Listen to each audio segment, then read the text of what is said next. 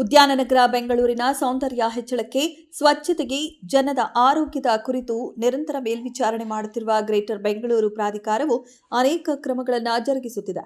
ಇದರ ಭಾಗವಾಗಿ ಆರೋಗ್ಯ ದೃಷ್ಟಿಯಿಂದ ಖಾಲಿ ನಿವೇಶನಗಳಲ್ಲಿ ಕಸ ಚೆಲ್ಲುವವರ ವಿರುದ್ಧ ಕ್ರಮಕ್ಕೆ ಮುಂದಾಗಿದೆ.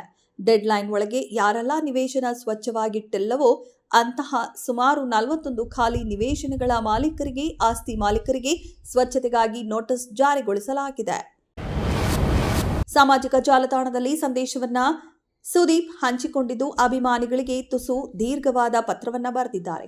ಆತ್ಮೀಯ ಸ್ನೇಹಿತರೆ, ನಮಸ್ಕಾರ, ಹೇಗಿದ್ದೀರಾ? 2ನೇ ಸೆಪ್ಟೆಂಬರ್ ಎಂಬುದು ಒಂದು ದಿನಾಂಕ ಅಷ್ಟೇ. ಅದನ್ನ ಸಂಭ್ರಮವನ್ನಾಗಿ 30 ವರ್ಷಗಳಿಂದ ಪರಿವರ್ತಿಸಿದ ಅಪಾರ ಪ್ರೀತಿ ನಿಮ್ಮದು. ನಿಮ್ಮ ಅಭಿಮಾನ ಹುಟ್ಟುಹಬ್ಬಕ್ಕೆ ಎಷ್ಟು ಧನ್ಯವಾದ ಹೇಳಿದ್ರೂ ಸಾಲದು.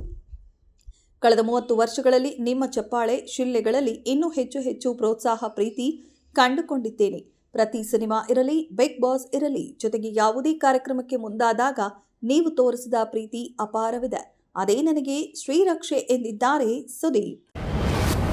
ಚಿತ್ರದುರ್ಗದ ರೇಣುಕಾಸ್ವಾಮಿ ಭೀಕರ ಕೊಲೆ ಪ್ರಕರಣದಲ್ಲಿ A1 ಆರೋಪಿ ನಟ ದರ್ಶನ್ ಸೇರಿದಂತೆ ಇತರೆ ಆರೋಪಿಗಳಿಗೆ ಮತ್ತೊಂದು ಕಾನೂನು ಹಿನ್ನಡೆಯಾಗಿದೆ.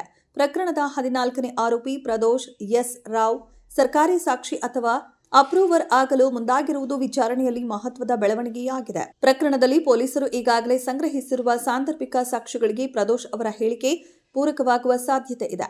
ಘಟನೆ ನಡೆದ ಸಂದರ್ಭ, ಆರೋಪಿಗಳ ಪಾತ್ರ ಹಾಗೂ ಹತ್ಯೆಯ ಬಳಿಕ ನಡೆದ ಬೆಳವಣಿಗೆಗಳ ಕುರಿತು ಅವರು ನೀಡುವ ಮಾಹಿತಿ ಪ್ರಕರಣದ ಹಲವು ಅಂಶಗಳನ್ನು ಜೋಡಿಸುವಲ್ಲಿ ಪ್ರಮುಖವಾಗಬಹುದು ಎನ್ನಲಾಗ್ತಿದೆ. ಮುಖ್ಯಮಂತ್ರಿ ಡಿಕೆ ಶಿವಕುಮಾರ್ ದೆಹಲಿಗೆ ತೆರಳಿದ ಬೆನ್ನಲ್ಲೇ ಸಚಿವ ನಾಗೇಂದ್ರ ಅವರು ಕೂಡ ದೆಹಲಿ ಪ್ರಯಾಣ ಬೆಳೆಸಿದ್ದು, ಕಾಂಗ್ರೆಸ್ ಹೈಕಮಾಂಡ್ ನಾಯಕರನ್ನ ಭೇಟಿಯಾಗಲು ತೀವ್ರ ಪ್ರಯತ್ನ ನಡೆಸುತ್ತಿದ್ದಾರೆ. ತಮ್ಮೊಂದಿಗೆ ಕೆಲವು ಪ್ರಮುಖ ದಾಖಲೆಗಳನ್ನು ತೆಗೆದುಕೊಂಡು ಪ್ರಯಾಣ ಬೆಳೆಸಿರುವ ನಾಗೇಂದ್ರ ಅವರು ಮಾಜಿ ಸಚಿವರಾದ ಶ್ರೀರಾಮುಲು ಮತ್ತು ಜನಾರ್ದನ ರೆಡ್ಡಿ ಅವರ ವಿರುದ್ಧದ ದಾಖಲೆಗಳನ್ನು ವರಿಷ್ಠರ ಮುಂದೆ ಇಡಲಿದ್ದಾರೆ ಎನ್ನಲಾಗಿದೆ. ಈ ಭೇಟಿಯ ವೇಳೆ ತಮ್ಮ ಮೇಲಿನ ಕಳಂಕದ ಬಗ್ಗೆ ಸ್ಪಷ್ಟ ವಿವರಣೆ ನೀಡಲಿರುವ ನಾಗೇಂದ್ರ ಜೊತೆಗೆ ಶ್ರೀರಾಮುಲು ಹಾಗೂ ರೆಡ್ಡಿ ವಿರುದ್ಧ ಹೋರಾಟ ರೂಪಿಸಿದ ಬಗ್ಗೆಯೂ ಕೂಡ ಪ್ರಸ್ತಾಪಿಸಲಿದ್ದಾರೆ ಎಂದು ಉನ್ನತ ಮೂಲಗಳು ತಿಳಿಸಿವೆ.